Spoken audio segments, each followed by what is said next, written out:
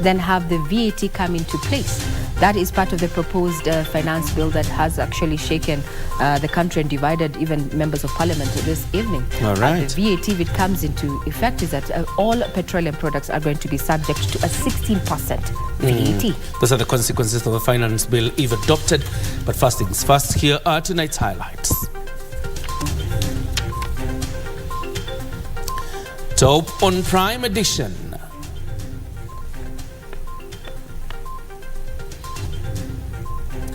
The finance bill goes through second reading at the National Assembly.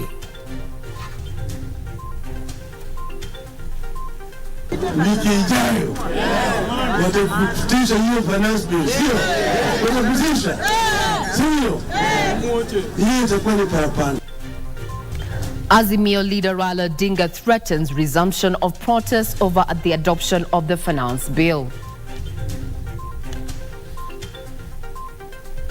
And Paul Mackenzie, wife and 16 others co-accused, remanded for another week as court postpones his bail hearing.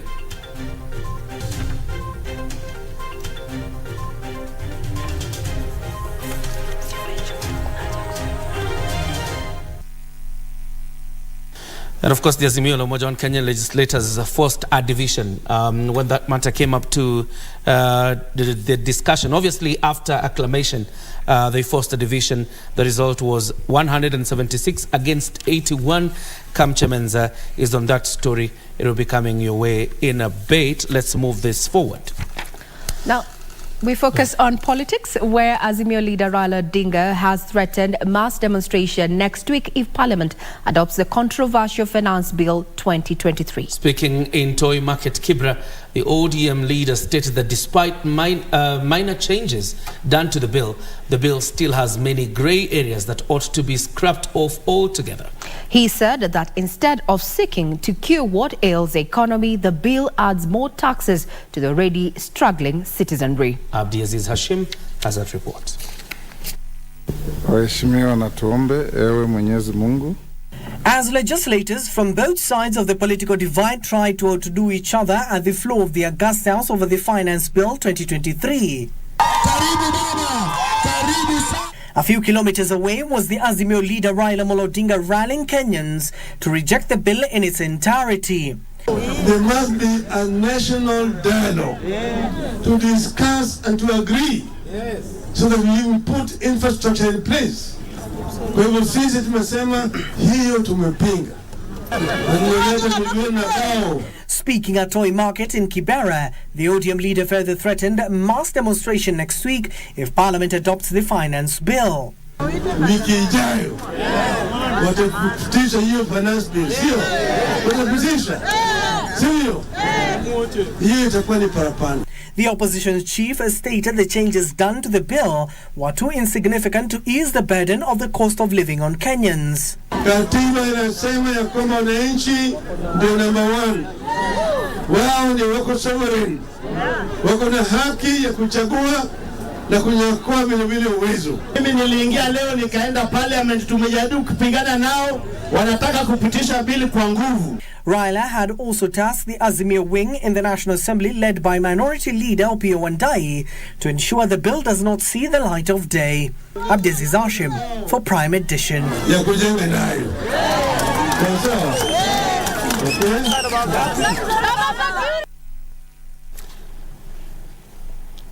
Now, Deputy President Rigathi Gashagua today chaired a cabinet committee meeting at the official residence in Karen, Nairobi, to assess progress of various decisions at ministry and in the interior ministry levels in line with the Kenya Kwanza plan.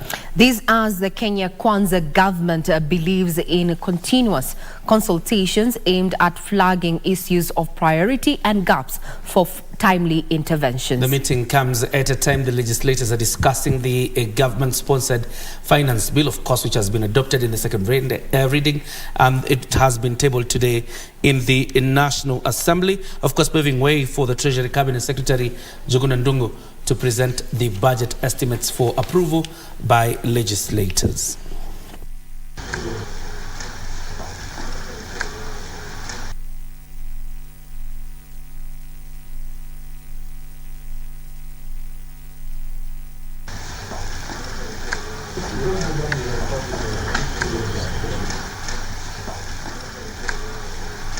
Regina?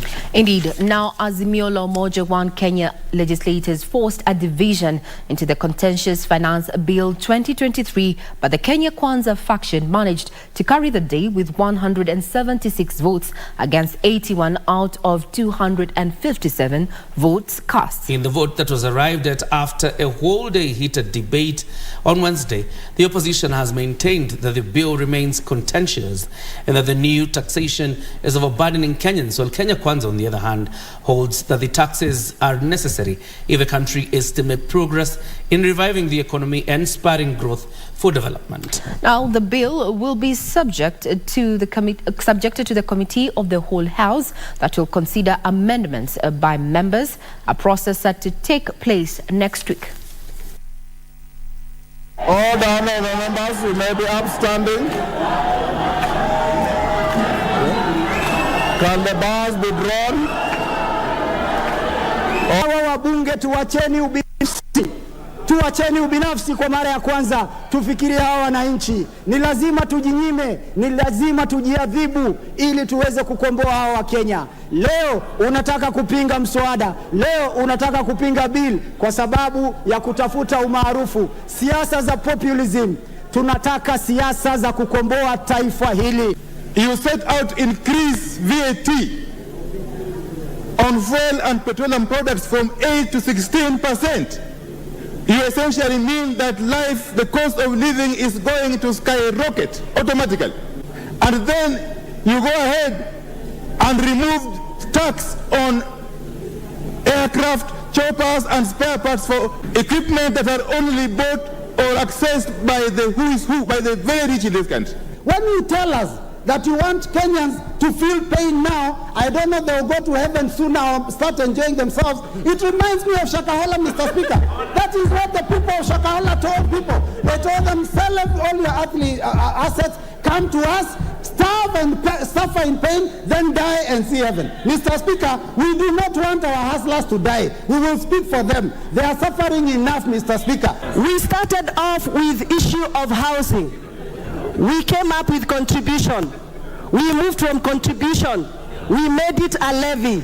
We have moved from the levy. Now we are calling it a task. Is that not scandalous? For the welfare and the society and the just government of the people, I, Gathoni Wameshomba, say no to an oppressive bill.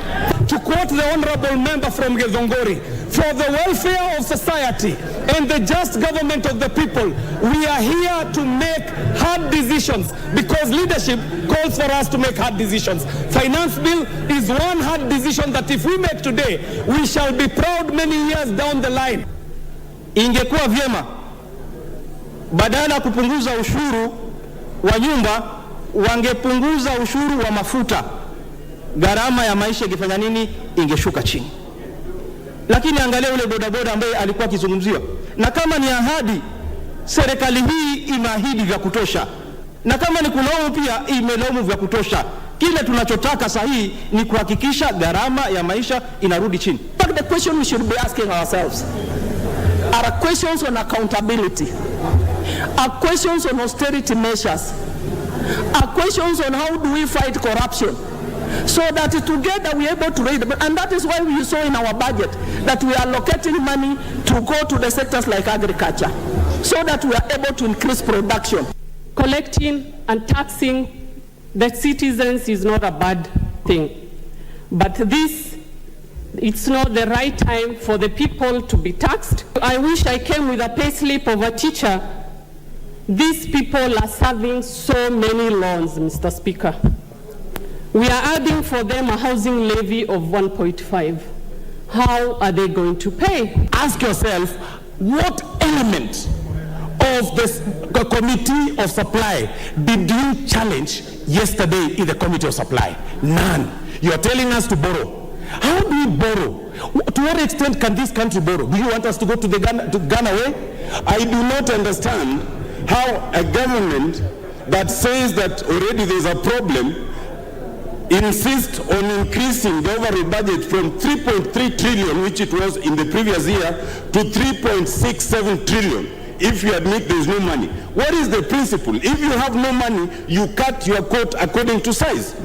So you don't say that you must increase it and therefore you must overtax. You must listen to us, because even if you use the majority to pass this, there's still the courts. And even if you deal with the courts, there's still the people who are sovereign. Two things. One, you cannot have a... All right, that of course was the debate before the voting this evening. The voting has concluded at around 45 minutes past 7 p.m. That's 15 minutes to 8.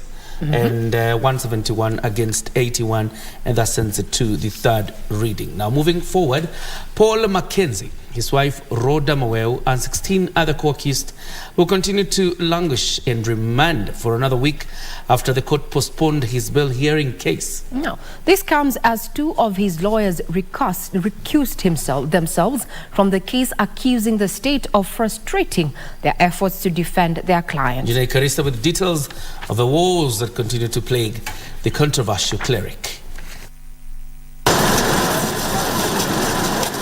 Wednesday morning at the Shanzu Law Courts in Mombasa. After 30 days in custody, controversial Pastor Paul Mackenzie, his wife Rhoda Maweu, as well as 16 co-accused arrived in court. Two of the suspects were visibly weak and could barely walk, prompting the prison wardens to carry them into the courtroom.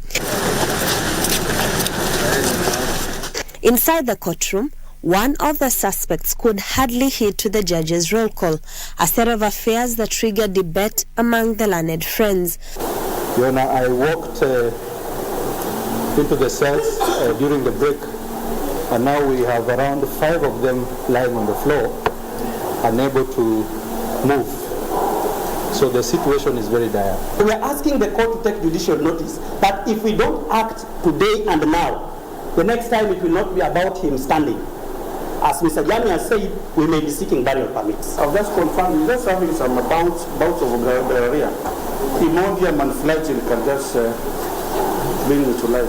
If there's any concern that they go overboard and do something stupid, then undertake to talk to them.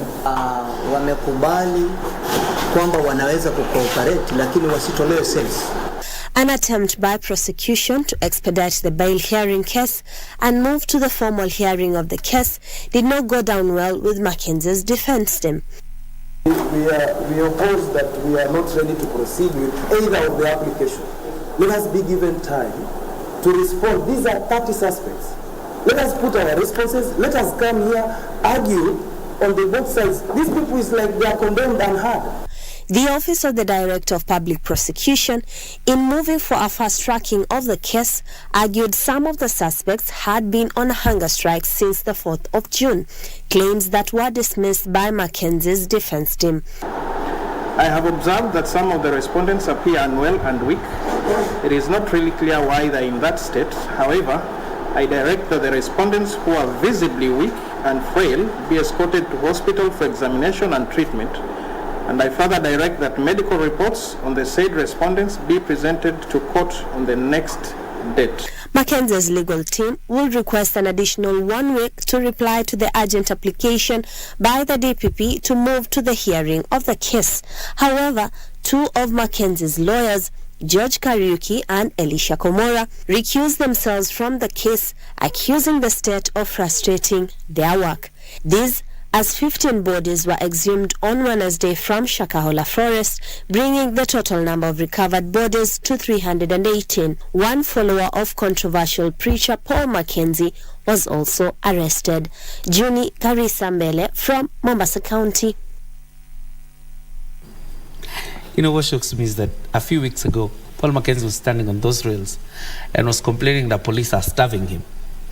His followers in a different cell are starving themselves. And himself is feeding. Him and the wife are actually feeding. You know? So, police have begun investigations into an incident in which property of unknown value went up in flames at Nairobi's Mutindwa Market early Wednesday. Traders say the inferno, which sparked off at 2 a.m. at a stall, spread fast to adjacent structures and soon engulfed the entire market. The fire brigade from Nairobi County arrived at the scene, but nothing could be salvaged. These were the scenes witnessed at Nairobi Market in Buruburu, Nairobi County. A fierce fire burnt down goods worth millions of shillings at the market, leaving traders stranded. Traders say the fire could have been contained had more effort been put into the response. Saa 9 hii moto ilikuwaga inaweza simamishwa mapema sana. Na tungeongeleshwa tungekubali. Exactly. Tungeongea. So, upande wa maji government imetuangusha. Hii moto ilikuwaga izimwe vizuri sana. Stall mbili this side and this line. Tunaletewa gari ya maji na ina maji.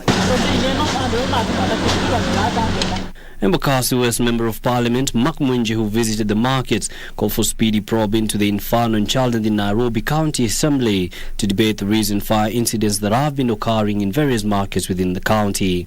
Ile kitu mimi ningetaka kuuliza, especially to the county of Nairobi, ni kwa nini kuna moto mingi kila wakati Nairobi? Hii maneno lazima tuiangalie. Na nataka kuomba MCA Soni hapa, muende msukume kule bunge, kwanza muadjourn business ile mnafanya kule kwa county assembly, muongelee hii maneno kwanza. According to Bramwell Semeyo, a disaster management officer from the county government of Nairobi, the county government will look into how the markets will be rebuilt and provided with a conducive environment for the traders to conduct their business. Lakini pia tupatie idara yetu ya investigation, manake saa zingine pia because it's a scene of crime, pia tuwapatie ile mwafaka na nafasi ya kutosha waweze kukamilisha investigation yao katika wakati ufaao, ndio tuendelee pia na biashara zetu katika wakati unaofaa. More than 1,500 traders lost their property to the morning fire. Health Cabinet Secretary Susan Nakhumicha has called upon Kenyans to voluntarily donate blood to support the provision of quality health care. While in Murang'a during the celebrations to mark World Donor Day, the CS observed that regular blood donations will ensure individuals and communities have access to affordable and timely supply of safe and quality blood. Health Cabinet Secretary Susan Nakhumicha says the availability and accessibility of safe blood and blood products are crucial in saving lives and attaining universal health coverage. Today is the day that you ought to donate blood. Those who can, please get out and donate blood. You never know when that blood will be needed by a patient. According to Nakhumicha, the government has successfully implemented blood collection satellites in all 47 counties, thus bringing the collection process closer to the communities. Nakhumicha has underscored the reorganization of blood collection services, saying it has seen a significant increase in blood donation, rising from 130,000 to more than 348,000 units. The Health Cabinet Secretary at the same time launched a blood collection satellite at Murang'a Level 5 Hospital, which will make the county blood independent. County government put up a structure. Then as national government, we gave them equipment. And this satellite facility, it is also going to serve other facilities around, not just within Murang'a County, but even outside Murang'a County with the platelets that will be from this facility. In Kajiado, youths have been urged to adopt the culture of donating blood while marking the World Donor Day celebrations at Athi River National Industrial Training Institute. Medics at the event said blood donation has over the years been hampered by myths and the fear of knowing their health status. Kama you are in good health, uko hadi 65 pia tunaweza toa, na haya yote ndio tunakuja, ndio wale ambao wanaogopa kutoa damu kuambia wakati unatoa hiyo unit moja unaokoa maisha ya binadamu mwenzako. World Donor Day, celebrated every 14th of June, aims at raising awareness of the need for safe blood and blood products, besides thanking voluntary and paid blood donors for their life-saving gifts of blood. Irene Mchuma Odim, the Prime Edition. It's time for us to take our first breather on Prime Edition. But of course, when we come back with money is lined up for you.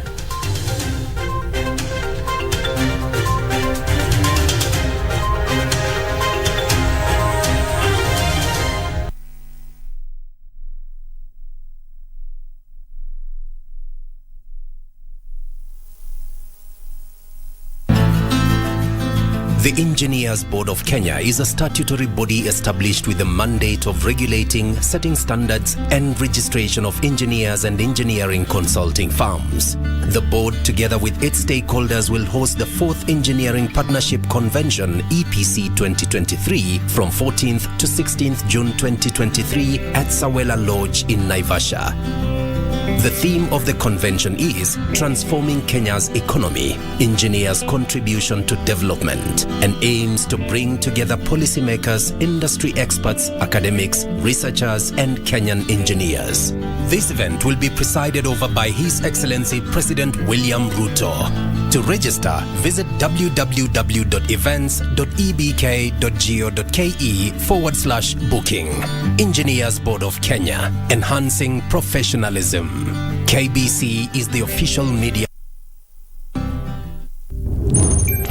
Kurumisha ndege. Aviator instant game.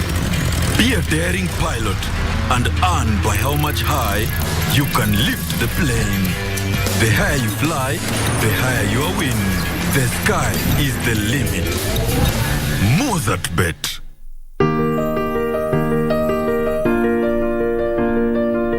Huchagui familia yako, ni zawadi ya Mungu kwako kama ulivyozawadi kwao. Iwapo unakohoa, unahisi uchungu kwenye kifua, uchovu kila wakati, joto jingi mwilini, unakosa hamu ya kula au kupoteza uzito haraka bila kukusudia na kutokwa na jasho jingi usiku, waweza kuwa waugua TB.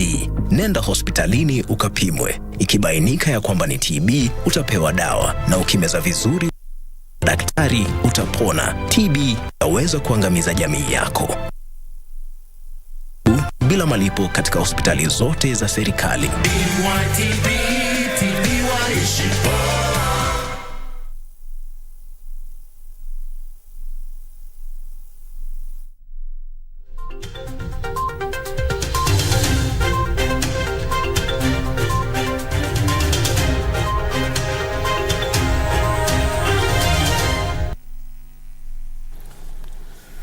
You're watching the Prime Edition.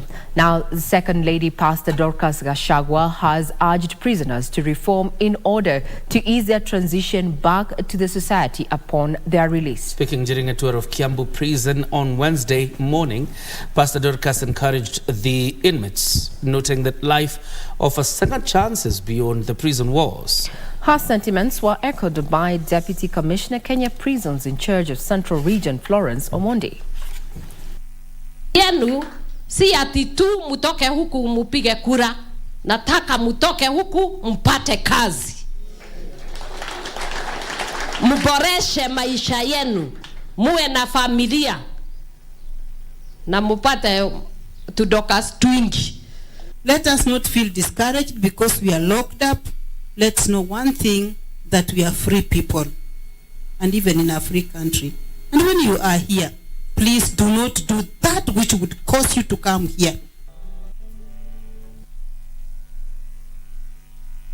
Former Teto Member of Parliament James Ndungu Githinji is a free man now after his elder brother Frederick Gitahi Githinji withdrew a 4-year-old case against him. The siblings were locked in a legal battle for the control and management of 20 billion Kenya shillings Waridi Gardens estate in Kitusuru, Nairobi. In his ruling, Senior Principal Magistrate Bernard Ochoi lauded the move, saying a courts embrace alternative dispute resolution.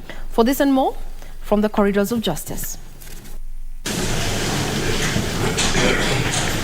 It was a sigh of relief Wednesday for former Tetu MP James Ndungu Githinji after his elder brother withdrew a case against him and 2 employees of Kihingo Village Waridi Gardens that has been in court for 4 years. I will hereby allow the application and make the following orders. 1, that the case is withdrawn under section 204 CPC against the first, second and fourth accused persons who are before this court.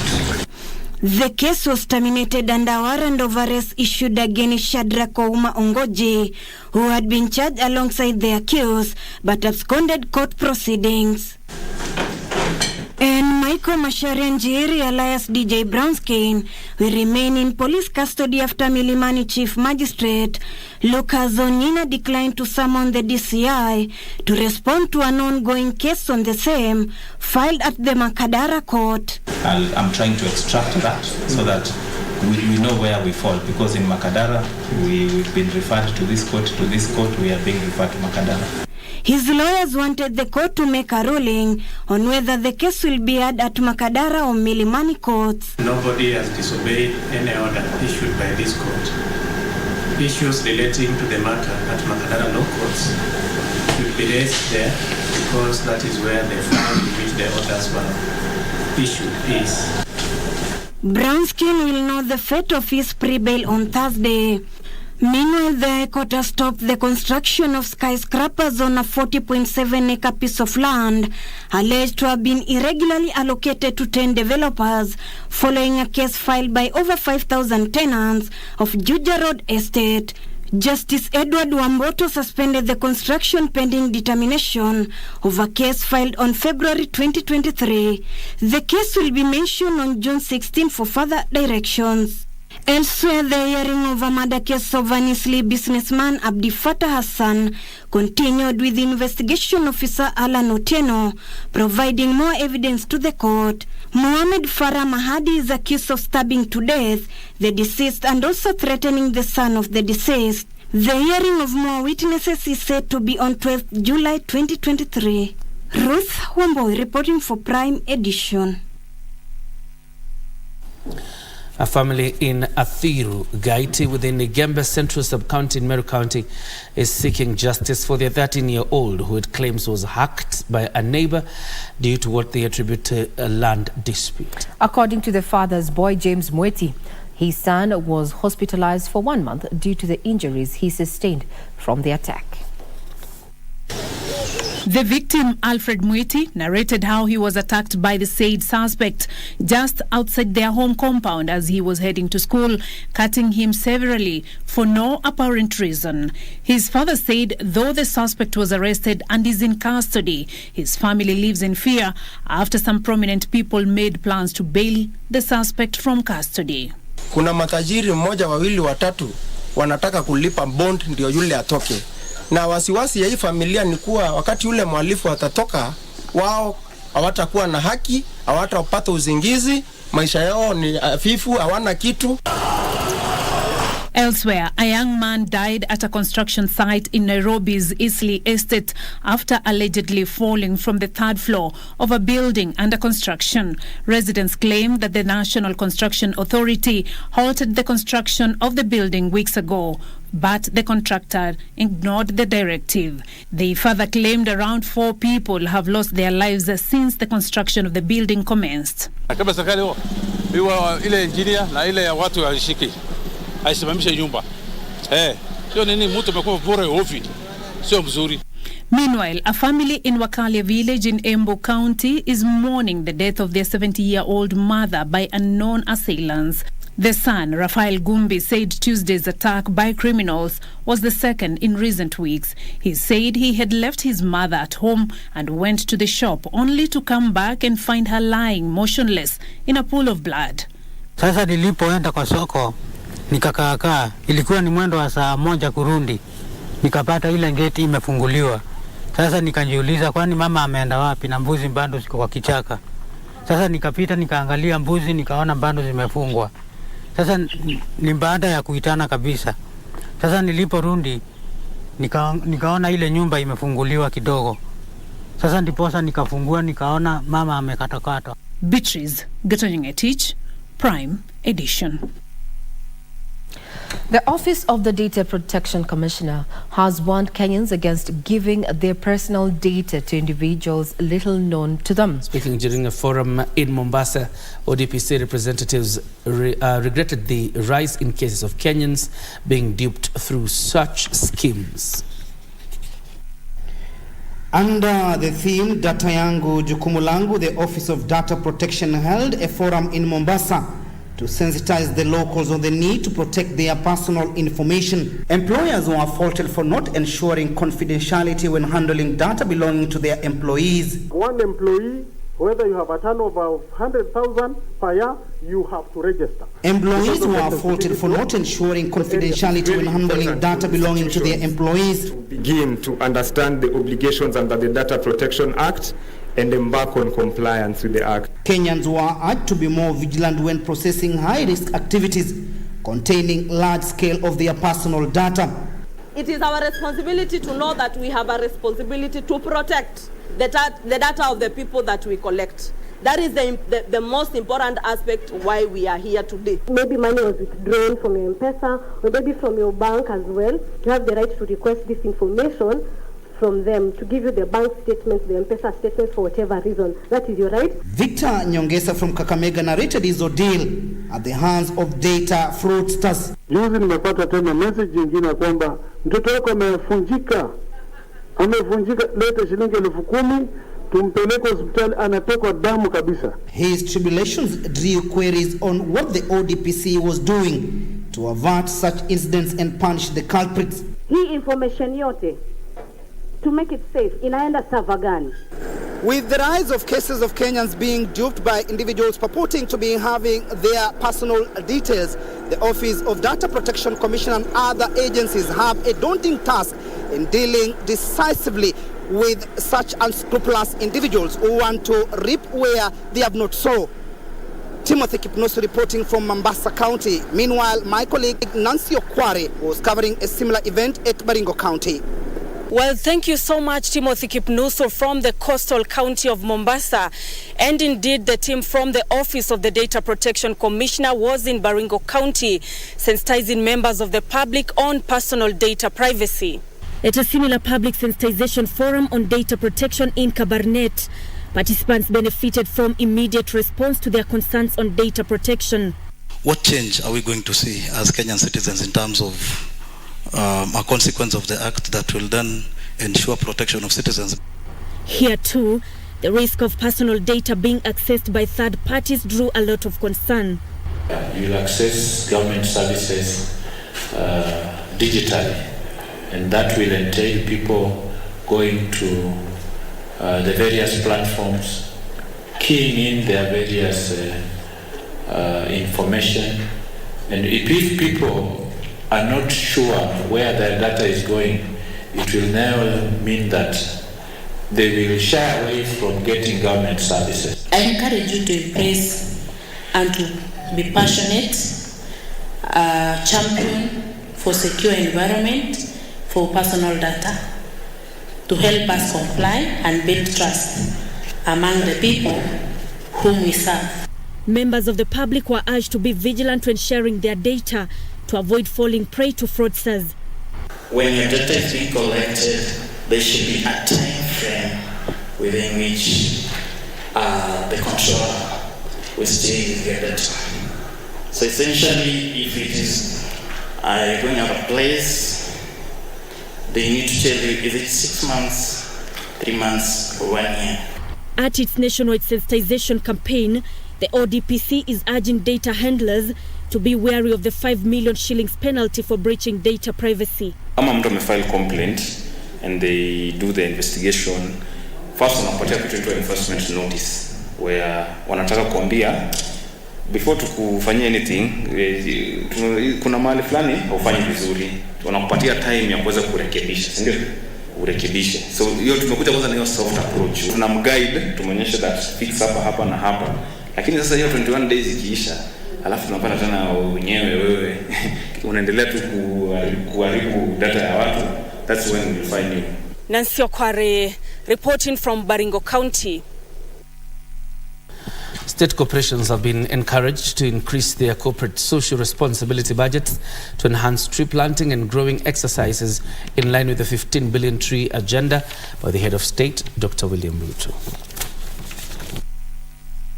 Chairs of over 40 state corporations and their representatives Wednesday took part in the inaugural exercise where 500 indigenous trees were planted at the Linana Forest Block in Gong Forest Station. Kenya Broadcasting Corporation's Corporate Affairs Manager Evelyn Makina says the corporation has plans to plant and grow 3 million trees this year. Each year we want to plant 3 million trees.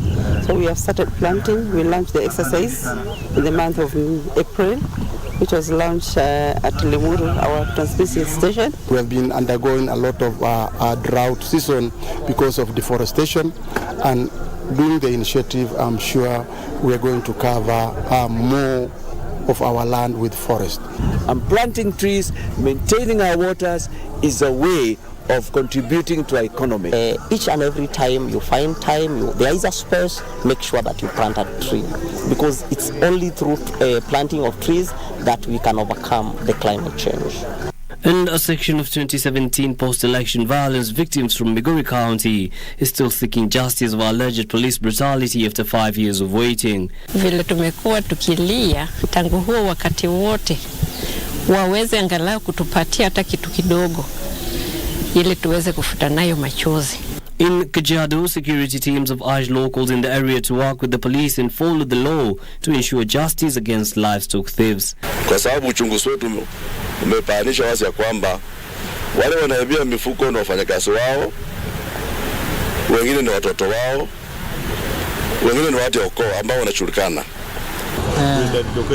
Meanwhile, the Kilifi County Assembly has unanimously voted out members of the County Public Service Board of allegations of gross misconduct, violation of the Constitution and incompetence. Hizi nyadhifa ambazo wako nazo hawafai kuwa pale kwa sababu wanatumia mamlaka vibaya. Runyenjes Member of Parliament Eric Karemba has called for collaboration between teachers, parents and students in order to improve the examination results in local schools. Haifai serikali iendelee kupatiana pesa mingi sana kujenga madarasa, kujenga multipurpose halls, kujenga toilets in schools, lakini pia tukiangalia wanafunzi wanashindwa kupita na kwenda chuo kikuu. Finally, residents in Busia County have been urged to seek cancer screening services frequently to assist in early diagnosis and treatment. Yusufar reporting for Prime Edition. Nordin Haji has officially taken charge at the National Intelligence Service as the new Director General of the agency. This is after he was sworn into office at State House in Nairobi. President William Ruto, who witnessed his swearing-in ceremony, tasked the spy boss to stabilize the East African region that is currently grappling with insecurity. Our reporter Abdiaziz Hashim looks at what awaits the new security chief as he walks back into the Thika Road-based agency that he left back in 2018 when he was appointed the Director of Public Prosecutions. Nordin Mohammed Haji, do hereby swear by the Almighty God that I shall be faithful and bear true allegiance to the Constitution and Republic of Kenya. Nordin Haji is now Kenya's new spy master. This is after the National Assembly gave the green light for his appointment on recommendation of the Departmental Committee on Defense, Intelligence and Foreign Relations. Haji, who has served 5 years as the Director of Public Prosecutions, has taken charge at the Thika Road-based agency, an agency he knows all too well. I have full confidence that with the experience that you have gathered over the years, having worked in the intelligence service for many years and having served in other senior government positions, including that of the DPP, I am confident that you have assembled the requisite knowledge, understanding, and experience to be able to discharge your responsibility. The new security chief has been tasked by President William Ruto to stabilize the region that is currently grappling with insecurity. At a time when the world is experiencing multiplicity of challenges ranging from conflict as a result of climate change and resource constraints, and the big issue also of terror Haji walks back into an agency he left back in 2018, and he will also be handling other issues like internal political instability, ensuring stability for prosperity in the country and beyond borders, deal with terrorism-related threats and corruption in and out of the government. And the best we can do is not to personalize any institution, but to make the institution better to serve the country beyond us. I believe very solidly that the surest way to make Kenya stable and prosperous is for us to build all institutions that help us in the governance of the country. Haji has now replaced retiring Major General Philip Kamweru, who has been the NIS Director General since 2014. On the issue of the Section 33. Meanwhile, former Treasury Principal Secretary Kamau Thuge has officially been appointed as the new Governor of the Central Bank of Kenya for the next 4 years. In a Gazette notice dated June 13, 2023, President William Ruto said Dr. Thuge's appointment takes effect on June 19th as the term of the current Governor, Dr. Patrick Njoroge, comes to an end. Abdiaziz Hashim for Prime Edition. The Ministry of Education has launched an international working group that is set to address challenges facing the education sector, key among them the curriculum. A director in the Ministry of Education, Abdi Jilo, will also look into competency-based curriculum report to address challenges facing it.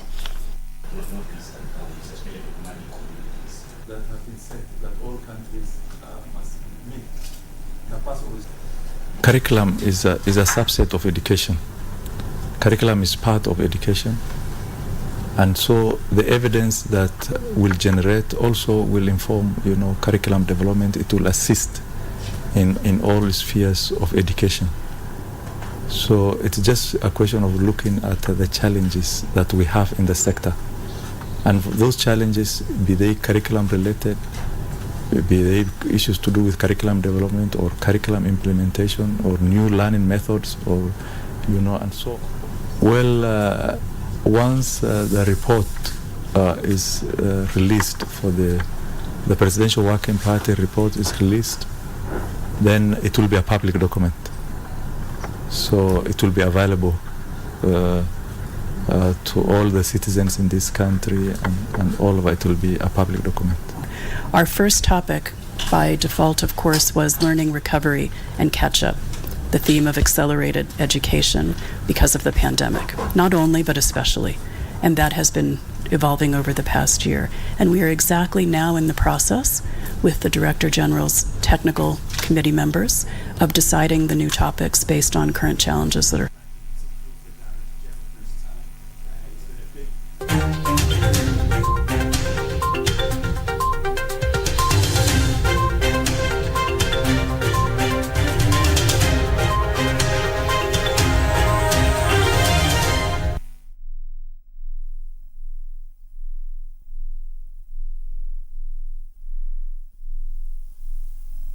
The Policyholders Compensation Fund notifies the general public that it is currently compensating policyholders and beneficiaries of Standard Assurance Company and Resolution Insurance Company. All claimants are required to download the claims form from PCF website www.pcf.go.ke or collect physical forms from PCF offices, KWFT Center, 6th floor, Masaba Road, Upper Hill. Fill the form in duplicate and attach copies of the required documents. Submit to PCF offices for verification and processing in line with the fund's compensation guidelines and procedures. The maximum compensation payable by the fund on any one claim lodged by a claimant is 250,000 Kenya shillings. Policyholders Compensation Fund, dhamana ya bima yako. Colgate Herbal is formulated from a unique blend of natural herbs and is scientifically proven to strengthen teeth and keep gums healthy. Try Colgate Herbal, scientifically proven for strong teeth and healthy gums. Cheza Loto Moto.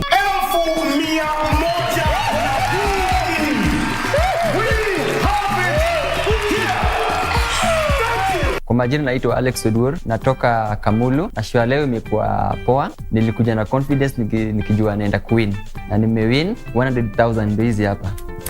Wale wanacheza Loto Moto waendelee, ni kitu ya ukweli. Loto Moto, endelea kucheza kila siku. Usisahau kucheza Loto Moto.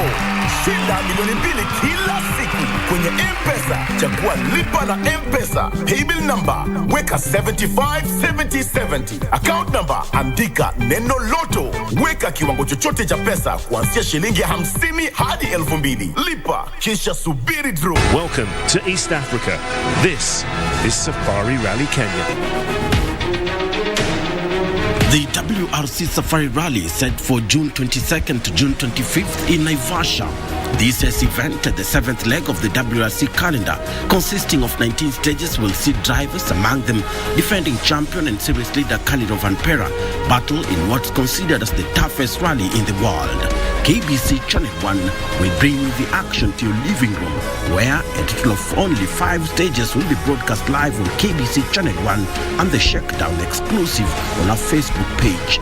Catch the WRC Safari Rally on KBC Channel 1, your true sports partner.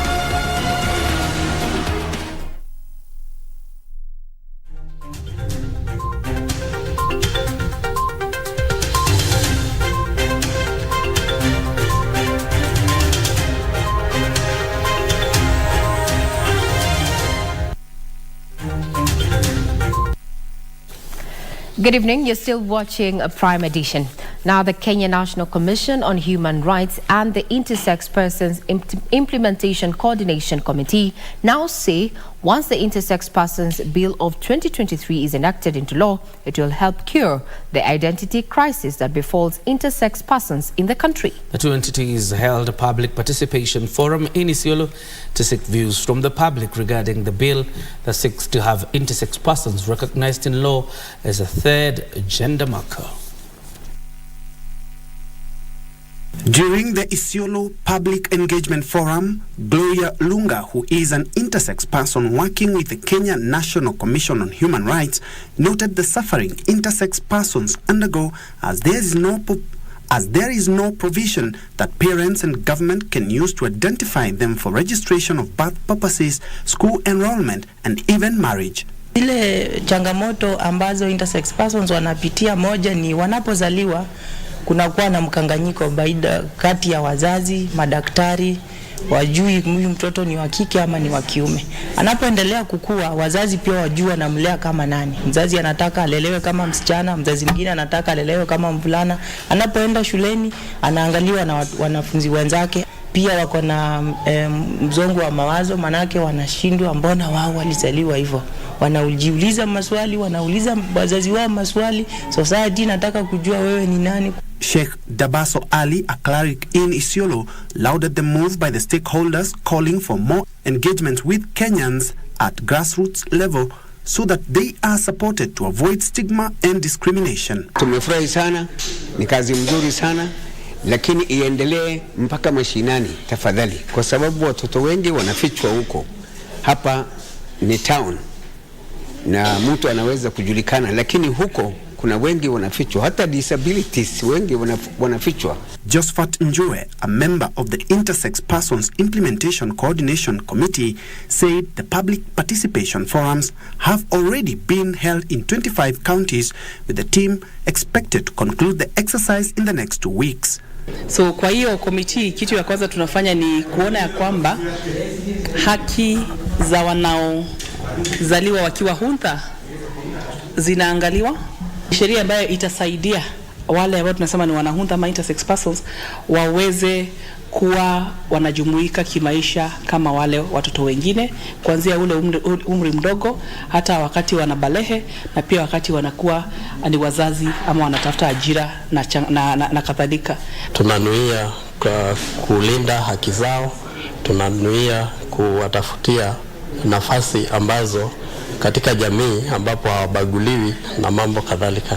From here we will put together the comments that we are getting and forward this draft through the AG's office, ambapo tunatarajia itaenda parliament iweze kujadiliwa. During the 2019 census, Isiolo County registered 9 intersex persons, but the number could be much higher since many people hide to avoid stigmatization.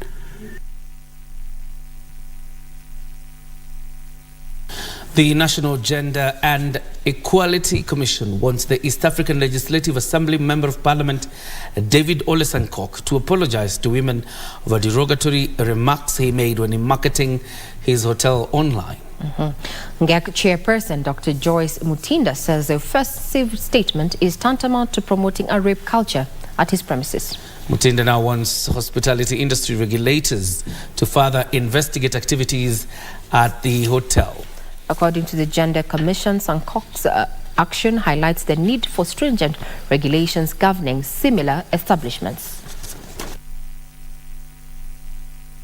So for the honorable member to say that when somebody goes to that nest that he has built, they remove the ladder so that whatever goes inside there, the man can have what he called value for money.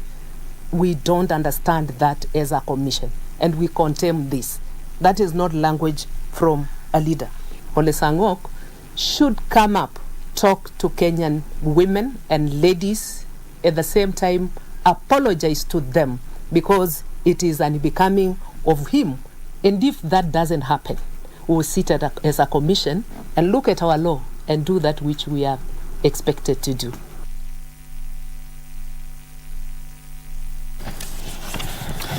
All right. I think he needs to apologize. No, yeah, he needs to apologize for that. That's true. He needs to. Otherwise, Osim Lodge will be declared a sin of crime.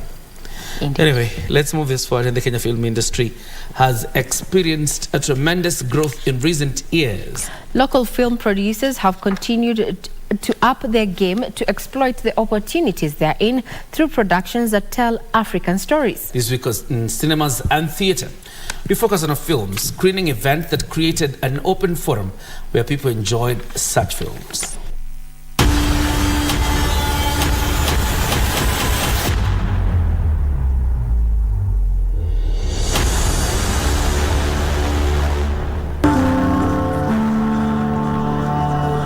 At the Short and Shorts event in Nairobi,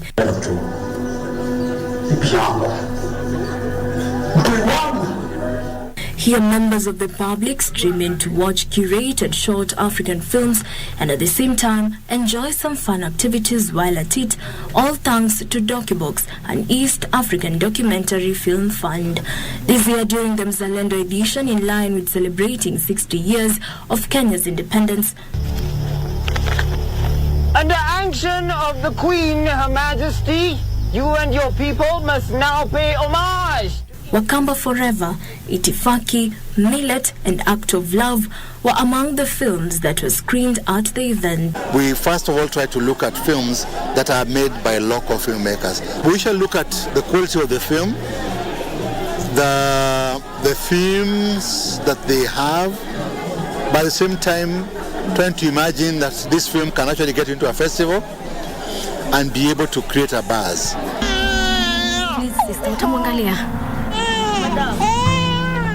The film Act of Love tells a story of a young mother who has lost a job in the midst of hard economic times. After losing her job, she holds on to sanity by a thread as her world is turned upside down. She has to take care of herself and her baby, so she has to go for an interview. She loses her entire interview because of her baby, and she loses her mind and she contemplates basically ending the life of the baby. Why it's called Act of Love is because having a kid, I think, is an act of love whereby you sacrifice something to give to another life. Will you eat only of the soil? Millet, on the other hand, by Lydia Matata, follows a young willed girl who decides to rescue her troubled mother from a greedy and gluttonous pastor. One of the reasons why I felt Millet was so important was we're just coming from Shakahola and people are dying, being told wasikule. And this is a preacher whose film was done in 2018 and was telling people not to eat. I think one organization is asking if they can do impact screenings at the coast in the regions where Shakahola was happening, to just look at, did people see this coming?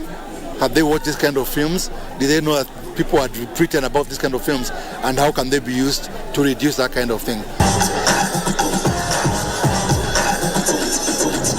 I got into film in 2014, and I can safely say it is growing. It's growing very well, and the sky's the limit, really. African content is mainstreaming globally. It's very important for Kenyans to consume local content, and this is a really good way to consume it. Jacqueline Masharia for Cinemas and Theatre.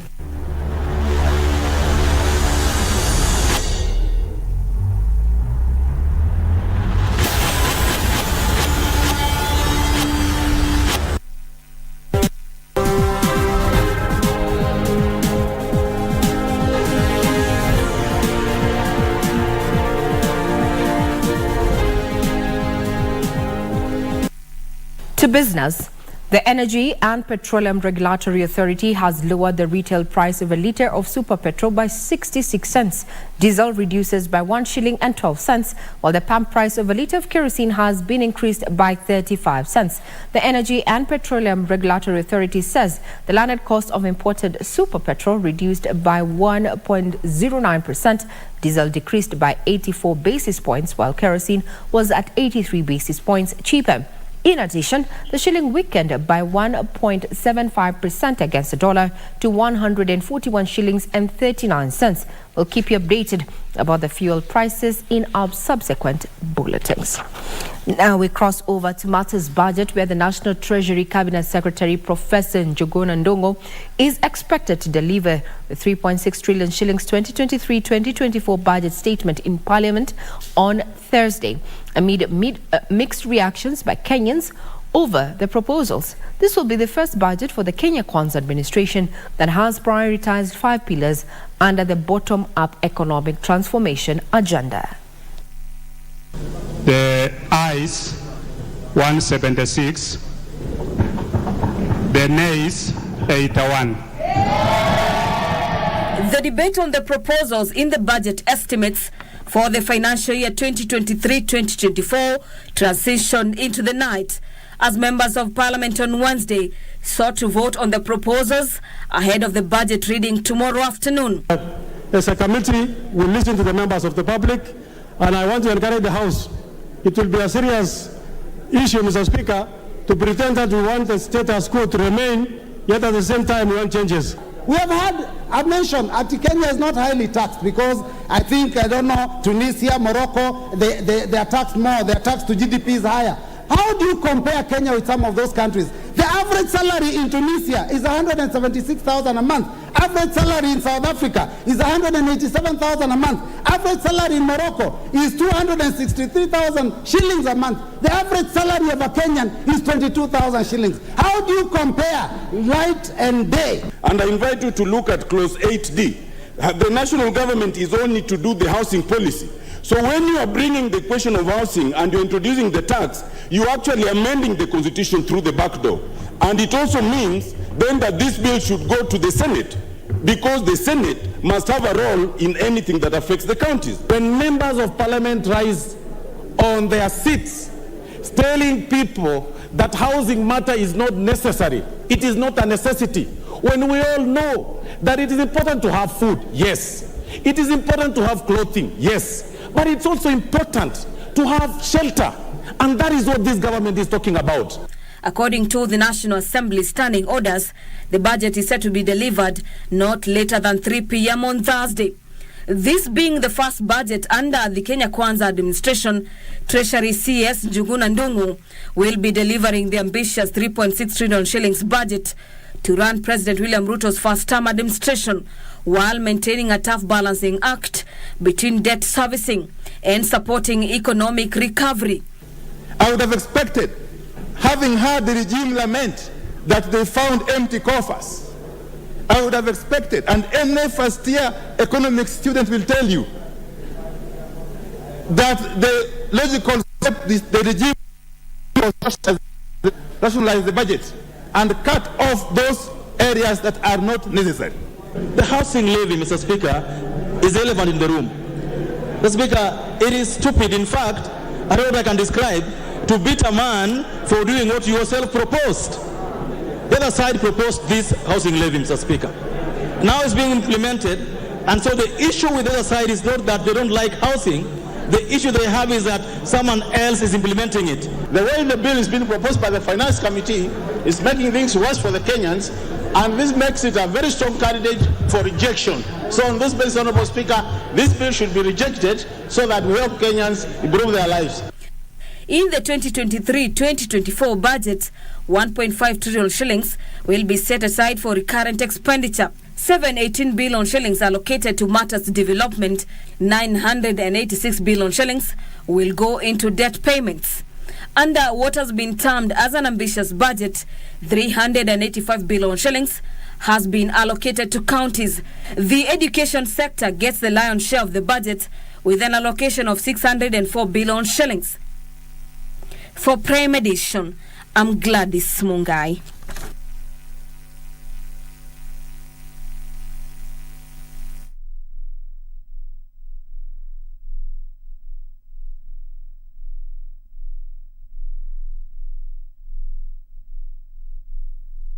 The voting is over, and now it's time to award the best of the best. Kuza Awards 2023 is here. An initiative by the Communications Authority of Kenya, Kuza Awards seek to recognize and promote excellence in broadcasting in the country. The award ceremony will be held this Friday, 16th June at Movenpick Hotel. Follow this event live on KBC Channel 1 from 7:30 p.m. Kuza Awards, shaping the future of broadcasting. Cheza Loto Moto. Naitwa Rose Oginga, natoka Githurai 45. Mimi ni mwanabiashara. Leo hii niko Loto Moto na mimi ndiye mshindi wa 100,000. Watu wangu wa Githurai, hata Nairobi mzima. Leo hii mimi ni mshindi. Naomba zaidi mcheze, mnaweza kuwa mshindi kama mimi. Leo hii mimi na pesa. Usisahau kucheza Loto Moto. Shinda milioni 2 kila siku kwenye M-Pesa. Chagua lipa na M-Pesa. Paybill number weka 757070. Account number andika neno Loto. Weka kiwango chochote cha pesa kuanzia shilingi 50 hadi 2,000. Lipa kisha subiri draw. Iwapo unakohoa, unahisi uchungu kwenye kifua, uchovu kila wakati, joto jingi mwilini, unakosa hamu ya kula au kupoteza uzito haraka bila kukusudia na kutokwa na jasho jingi usiku, waweza kuwa waugua TB. Settle down everyone. My name is Mr. Sanjay and I'm your new business teacher. And what do we say? Charity begins at home. In Kinyanjui's case, it is robbery, not charity. TB yaweza kuangamiza jamii yako. Usikubali. Matibabu ni bila malipo katika hospitali zote za serikali.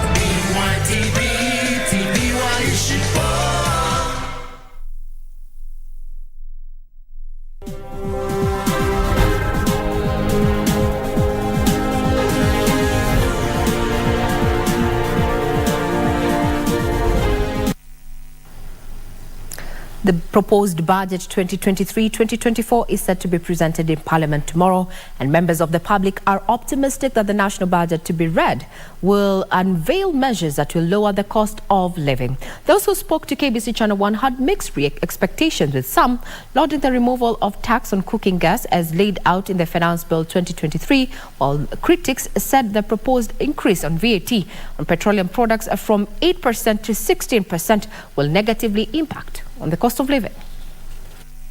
Kenyans have expressed low expectations ahead of the reading of the 2023-2024 budget that is scheduled for tomorrow, even as they decried rising food prices and increased taxes.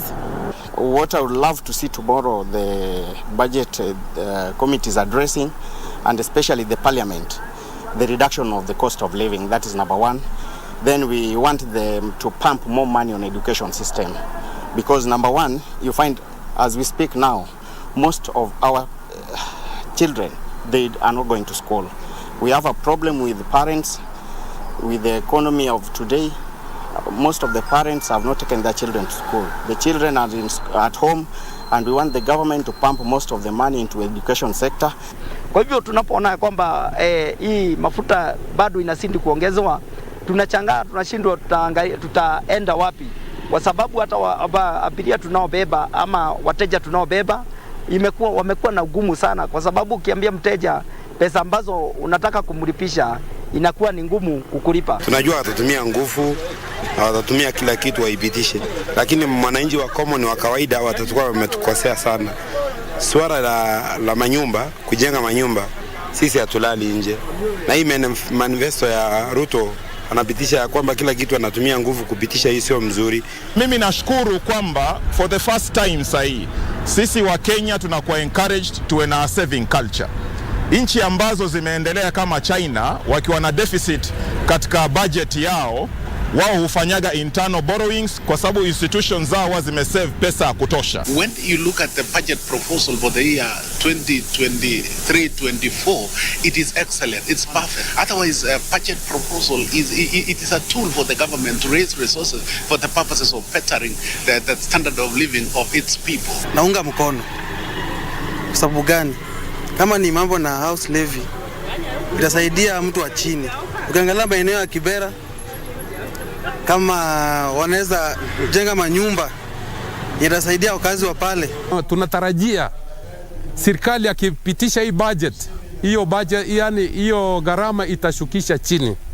Kwa hivyo tunaunga mkono hiyo budget ipite. As the public lays in their beds tonight, they wait with bated breath for National Treasury Cabinet Secretary Professor Njuguna Ndung'u to either ease or confirm their worries. Reporting for Prime Edition, my name is Nduta Mokami. And tomorrow we'll be on hand to bring you that particular parliamentary session in the afternoon. Now, President William Ruto has underscored the need for engineering services to guide the implementation of projects under the bottom-up economic transformation agenda. President Ruto has challenged engineers to adopt and implement energy-efficient innovations in transport, education, and improve e-mobility innovations as well as enhance skills. Engineering is vital for national economic growth and development.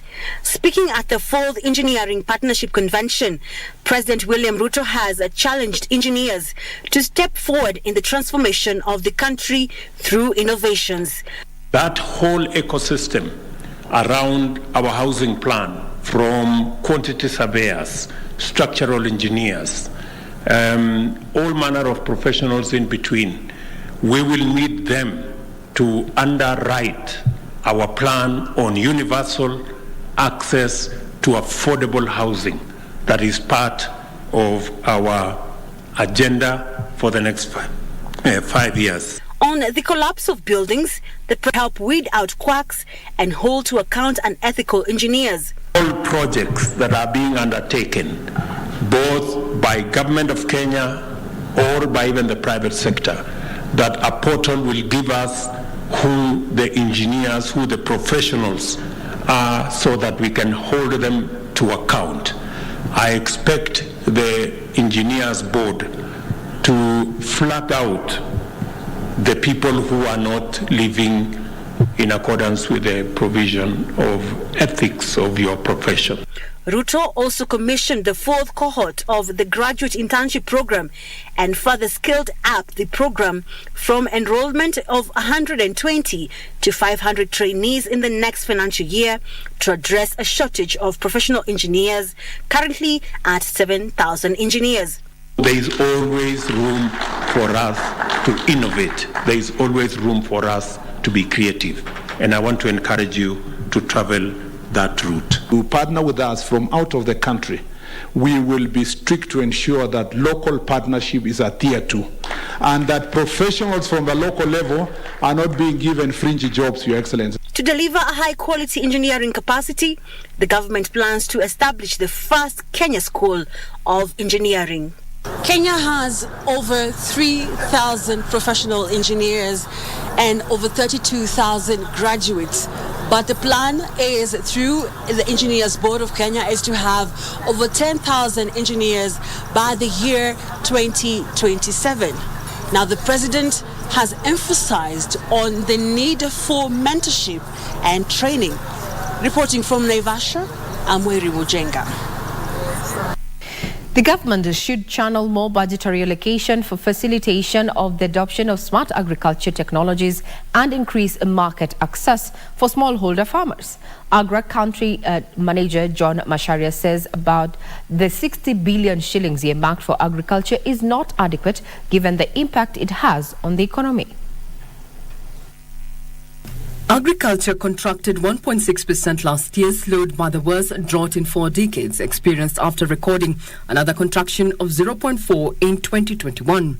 To boost recovery of agriculture that contributes a third of the gross domestic product, Agra is calling for increased budgetary allocation to agriculture to commensurate the sector's contribution to the economy. But at the same time, how do we work with markets to provide the right incentives to ensure that smallholder farmers are able to adopt the right climate changing technologies and approaches.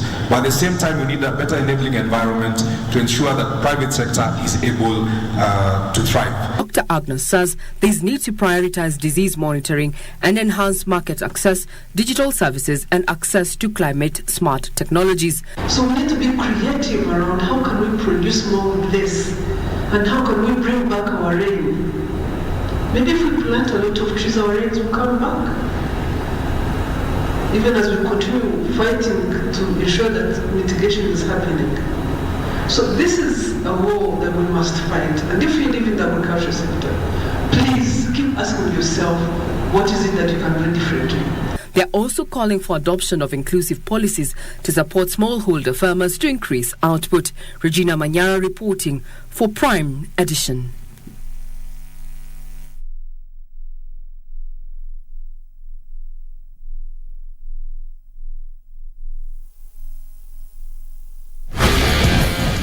Biggest odds in the world every day on selected matches. Make a decision. Mozart Bet. Established under the Unclaimed Financial Assets Act number 40 of 2011 to receive unclaimed financial assets from holders of such assets, the Unclaimed Financial Assets Authority has taken the responsibility of safeguarding these assets seriously and reunites the assets with their rightful owners. How unclaimed assets become unclaimed is purely through passage of time. A defined time in law has passed, and the owner of this asset and the holder have lost touch. We received a letter from a bank telling us that they have sent the proceeds of her account to Unclaimed Financial Assets Authority. So that's when the journey started. Unclaimed Financial Assets Authority. Receive, safeguard, reunite.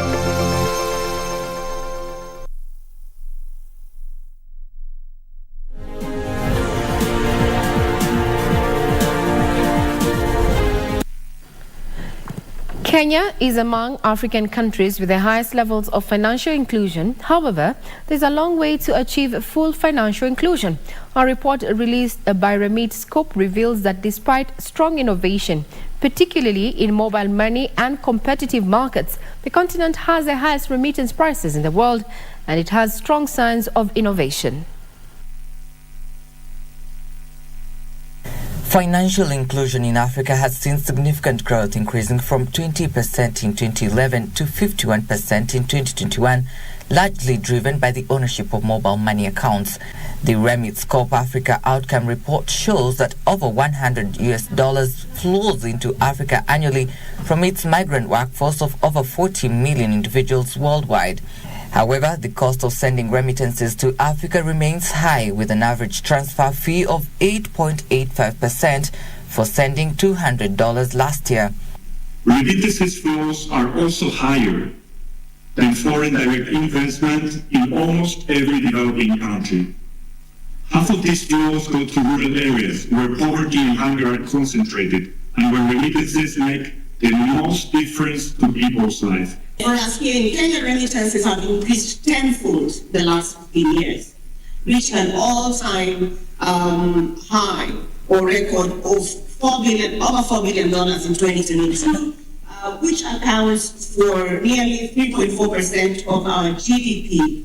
The report further shows recipients of remittances manage to save or invest around 25% of the money they receive, with 1/4 of these savings amounting to $25 billion annually being directed towards agriculture-related investments.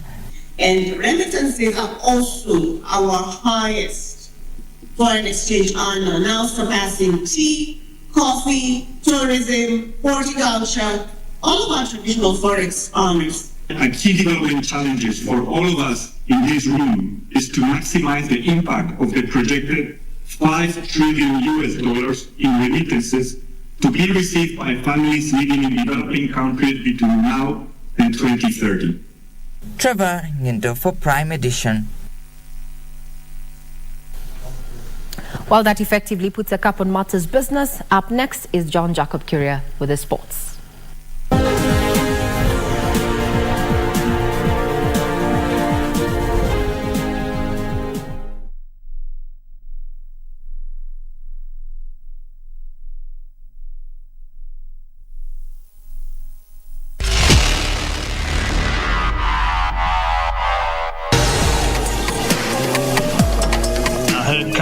Saying to Ruby Anderson, it has to break. It's not possible to bring a new car to this rally and win. But of course, we had done a lot of homework, and that coupled with the ability of Colin, we just managed to, win the event, which was an incredible achievement for such a car early on in its career.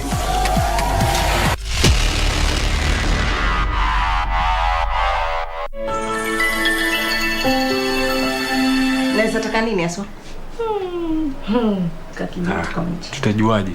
Yaani hata uwezi jiambia kuwa waweza tafuta kijimtu. Watu wengi hawana kazi huko nje. Waweza tafuta kijimtu kikafanya hii kazi tukamlipa. Nashuku mume wangu amekufa. Amefanya nini? Amemuua. Pato. Umeelewa tu, you are drunk as usual. Nini kimewaleta kwa nyumba yangu? Tumeambiwa kwamba kuna mtu ameuawa. Yuko wapi? Na hii si ni nyumba ya mzee Mapapa. Wewe ulisema hiyo dawa niweke kwa chakula, sio kwa juice. Na mimi hiyo shughuli ilikuwa nianzie leo. Sawa, kama sio basi ni nani?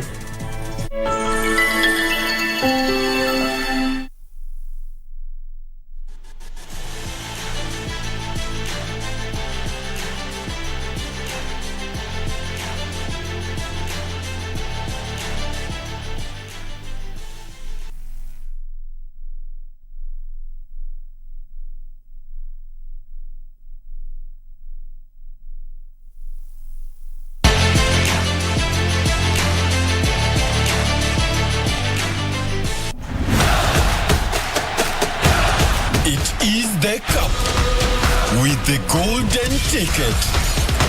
Mozart Bet Cup, 2 million shillings. CAF Confederations Cup. Kuwa mshindi. Mozart Bet Cup. Time for us to do sports now, and Moses Shuman's lone goal ensured Harambee Stars registered a 1-0 victory over stubborn Pakistan in a friendly match played in Mauritius. The Engine Firat Chargers will take on host Mauritius in the second friendly match on Sunday. After an heavy start in the opening minutes, Harambee Stars got their rhythm right, scoring the opening goal in the 18th minute through Moses Shuma. Moses! The Engine Firat Chargers held on to register a hard-fought 1-0 victory. I'm not happy how we played. We was very slow. We adapted to the game of Pakistan. They put the tempo down. And this, and also congrats to Pakistan. They played like it is a final match. They've shown a great effort. But I have to say our team was not in the shape which I wanted. Honestly, we totally underestimated Mauritius. I know it's difficult to say because we are a small team as well, but we didn't know Mauritius. Kenya we knew. So we had a better game plan this time. It was a strong team, and we tried our best. We had a couple of chances that we were hoping for, but it didn't go in, so we lost 1-0. Stars had earlier on planned to face 3 teams in a mini tournament hosted by Mauritius, but their late arrival meant that they missed their matches against Djibouti on Monday, with attention now shifting to their second match, clash against Pakistan. La frappe peut-être, oui, la frappe, c'est contré. Stars will face host Mauritius on second friendly match on Sunday. Harambee Stars will use the friendly match to prepare the upcoming CAF and FIFA assignments slated for November. Kingori Mwangi for Prime Edition Sports. And congratulations to the boys, and we wish them the very best on Sunday. Rally driver Evans Kavisi is leaving nothing to chance as he prepares for his third WRC Safari Rally, which is scheduled for the 22nd to 25th of this month in Naivasha. Kavisi will be navigated by Absalom Aswani in a Mitsubishi Evo 10. KBC Channel 1 will broadcast live the WRC Safari Rally Kenya. Driver Evans Kavisi and navigator Absalom Aswani have had mixed fortune since 2021 when they made their debut and hope this year they will make it to the podium. The last two entries that we did for the WRC were not too successful for us. So this time around we've gone back to the drawing board to make sure everything works 100%. And we are as ready as we could ever be to get into this event. Mwaka huu tumejiandaa vilivyo. Tunaingia kwenye haya mashindano tukiwa tumejiandaa kwa njia ambayo iliyo mwafaka. Sisi wenyewe na pia gari lenyewe liko tayari. Tunatazamia kwamba tutapiga kivumbi kule Naivasha tutakapofika hiyo siku. They went out in the second last stage last year with an engine failure, placed 12th overall, but were happy to have given the big boys a good run. This time around, they are confident of a better performance and are working round the clock to ensure their car is ready for the task ahead. We do the preparations to the best of our ability to just make sure, as you were saying, 80% is in the workshop. So we make sure that 80% is done properly into the T. The rest is on luck. Mwaka huu wapinzani wetu watapata kivumbi pia. Kama mwaka uliopita wembe ni ule ule. Tutautumia the same reza. Tunaomba kwamba mambo yote yatuendee vizuri, lakini tumejitayarisha vilivyo. Tunaona kwamba wakati huu tutaweza kufikia nafasi nzuri ambayo tutaweza kumaliza nayo. Kavisi will be navigated by Absalom Aswani in a Mitsubishi Evo 10.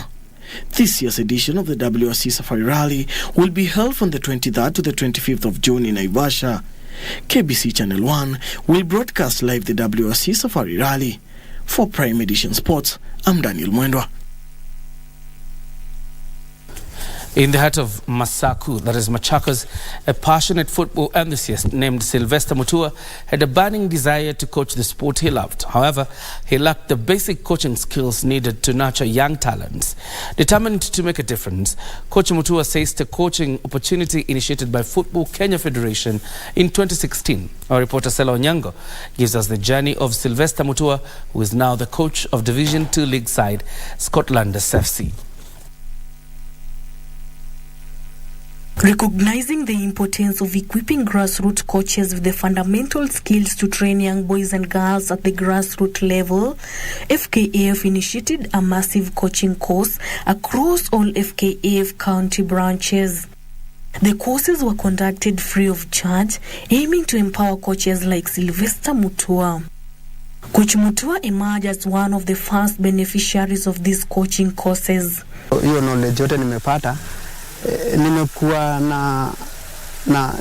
nimepata fursa ya kutengeneza wachezaji, kuwa na wachezaji na wapatia hiyo knowledge, na wapatia knowledge mzuri ya coaching na wa coach kutoka age mzuri, kutoka age dogo mpaka age kubwa. Eager to make a lasting impact, he returned to his grassroots team and volunteered as their coach. This commitment was not only a requirement but also a stepping stone towards joining the next class of aspiring coaches.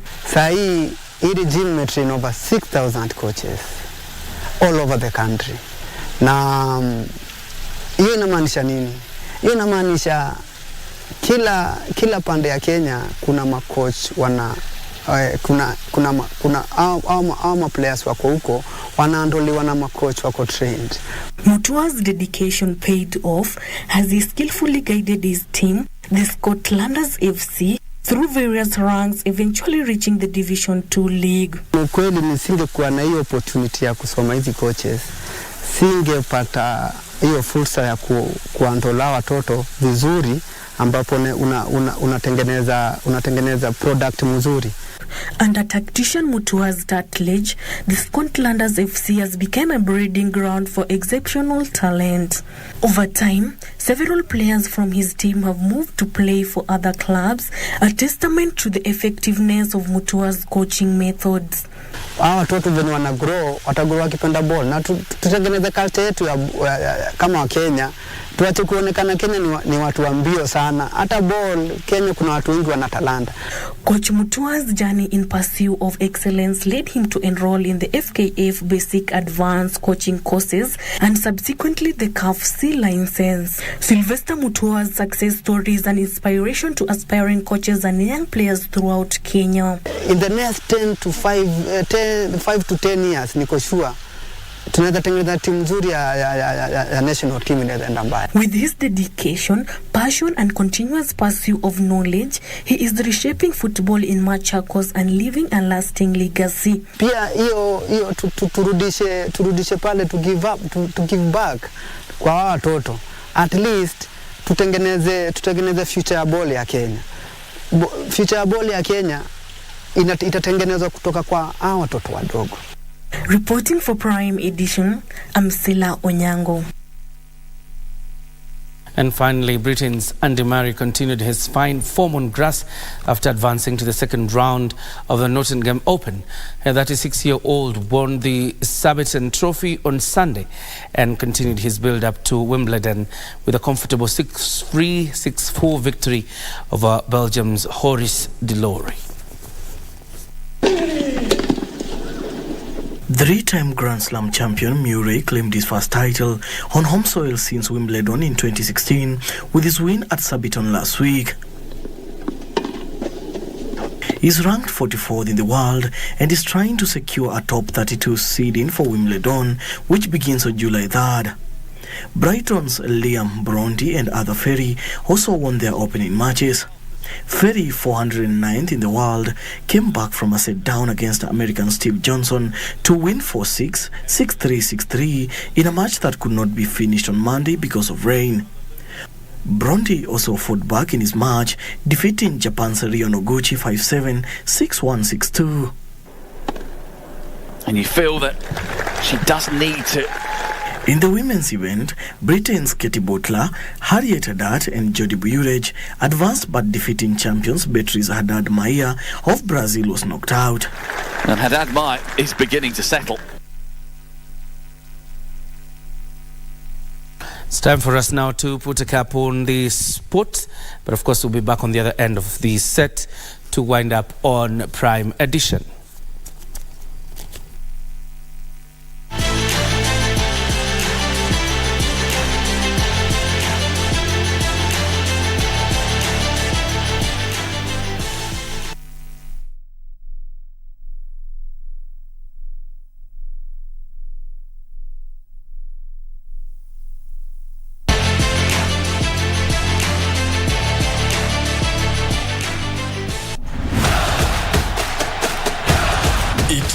The cup with the golden ticket. Mozart Bet Cup, 2 million shillings. CAF Confederations Cup. Kuwa mshindi. Mozart Bet Cup.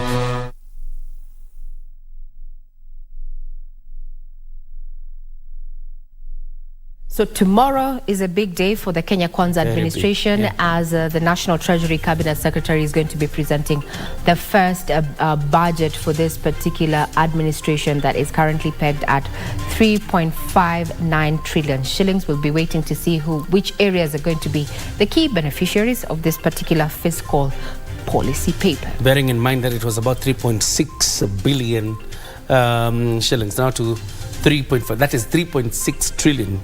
I think they've cut their expenditure by that billion.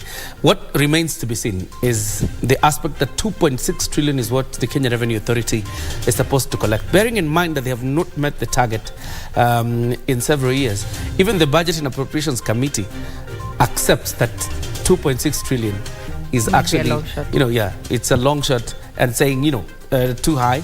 But then let's see, they could ring a surprise now that the housing tax, not levy, housing tax is now on.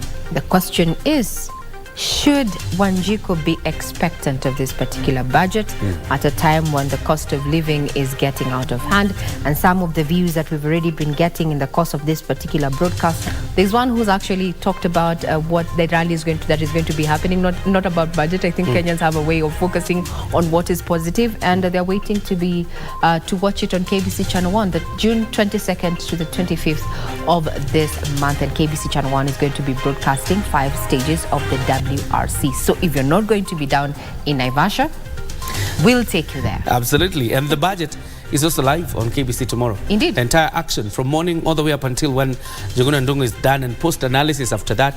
And I'm sure you will drive all the way up until 10:30 actually, as you explain to Kenyans what it means. And like you say, Kenyans have a way of focusing on the positive.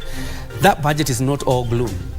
By the way, it is not a sad event. So, I mean, focus on the positives. What tends to press on your pocket, I would say probably is a sacrifice you need to make for your country. On that note, it's a wrap. I'm Regina Manyara. And my name is John Jacob Kioria. Our side language interpreter is Byron Abuli. Have yourself a fantastic night ahead. Up next is Reggae.